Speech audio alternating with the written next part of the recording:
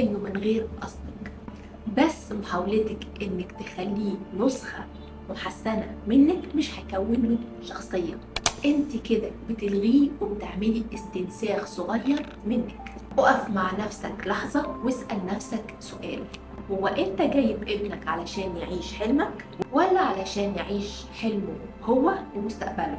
ابنك مش انت، ولا المفروض يكون انت؟ كل طفل عنده شخصية وموهبة ومشاعر، مش نسخة محسنة منك. ومهما ضغطت عليه علشان يكون حد تاني هو مش هيتغير، بس هيبتدي يحس انه مش كفاية. وده اخطر احساس ممكن نربي عليه طفل. الاحتواء مش معناه ان احنا نخليه على مزاجنا. الاحتواء معناه ان احنا نفهمه، نسمعه، ونسيبه يكون هو. فاسأل ابنك النهاردة: انت بتحب ايه؟ ايه اللي بيخوفك؟ نفسك تبقى مين؟ وقول له: انا هنا علشان اساعدك نوصل سوا. وبكده نكون وصلنا لنهاية حلقتنا النهاردة. وافتكر دايما ان التربية مش انك تخلق نسخة منك. التربية انك تبني شخصية، ثقة في النفس، وتساعدهم يوصلوا لحلمهم.